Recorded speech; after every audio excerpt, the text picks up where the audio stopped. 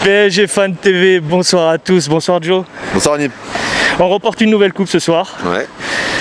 Pas de la belle des manières, il faut dire, et surtout une prestation qui pourrait être dit ou décrit mitigée. Quelle est la sensation que tu ressors? Moi, il n'y a rien de mitigé. C'est le match le plus nul que j'ai vu en fait de cette saison. Carrément. Tout simplement, ouais, de très loin. Tu as un adversaire qui est faible et je vais même te dire, pour moi, normalement Saint-Etienne, c'est l'équipe que tu bats facilement. C'est l'équipe où tu te dis, les derniers matchs c'est 6-1, c'est du 4-0, c'est assez facile, on est assez régulier. L'équipe, bon... Parlons du fait de match en fait qu'on nous a fracassé Kylian Mbappé, ce qui est juste scandaleux. Mais l'équipe qu'on a en face, c'est une équipe qui est faible techniquement. Et de voir qu'ils ont eu des occasions, qu'à la fin on a 13 tirs et qu'ils en ont 11, non, je peux pas cautionner ça. J'ai passé une sale soirée, j'ai perdu du temps. J'aurais dû profiter de mon vendredi soir. C'est quoi ça? Même les joueurs à la fin du match, j'étais même pas content de l'avoir gagné la coupe parce qu'ils savent comment ils ont joué. Si on doit se concentrer sur l'aspect de l'attaque, on voit que on a quand même dominé, on va dire qu'il y a eu 12 tirs, mais il y a eu pas mal de déchets techniques. À ton avis, est-ce que c'est dû justement à cette protection qu'ils ont voulu les joueurs parce qu'il y a eu 2 blessés au final de sortie, ou est-ce que manque d'intensité ou manque d'application selon toi? On pourrait dire que c'est parce qu'ils avaient peur de se blesser. Après, les joueurs qui étaient le plus assujettis à l'aide pour moi, c'est notamment Neymar. Dans son jeu, Icardi, il n'a pas forcément été en danger parce que c'est pas non plus la personne qui va techniquement en fait porter un danger qui fait qu'on va potentiellement le blesser. Mais il y a des joueurs qui jouent à l'envers. Je suis désolé. Icardi aujourd'hui, en fait, il joue sur la même ligne que tous les défenseurs et à chaque fois, du coup, les défenseurs sont là où quand tu lui fais la passe, en fait, il n'a pas le bon geste. Derrière ça, tu vois un Sarabia qui normalement est à droite devant le but, fait les bons choix, il n'est pas altruiste au bon moment, il fait des mauvaises frappes.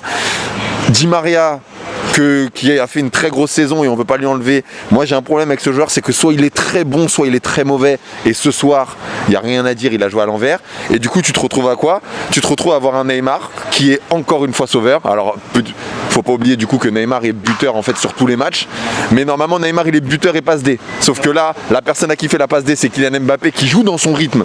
Mais là, même Neymar sans toucher le ballon, il fait des passes D. Et les mecs ils la mettent pas au fond en fait avec des contrôles. Il fait toujours les bons choix. Mais derrière, franchement pour moi, tous les autres offensifs ont joué à l'envers et c'est ce qui fait que tu finis aussi avec un 1-0. Ce soir on n'encaisse pas de but. D'ailleurs on va se concentrer un peu sur Thiago Silva qui remporte son 27e trophée selon l'Extra Time. Alors que c'est le 24e. Petite référence à l'Extra Time. Mais quel match qu'il fait ce soir. Navas a pratiquement pas eu de travail à faire. Bah oui. Et malgré un Marquinhos un peu en dessous.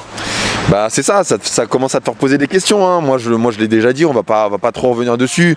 Ce recrutement, ces départs, moi je les comprends pas, je les comprends toujours pas.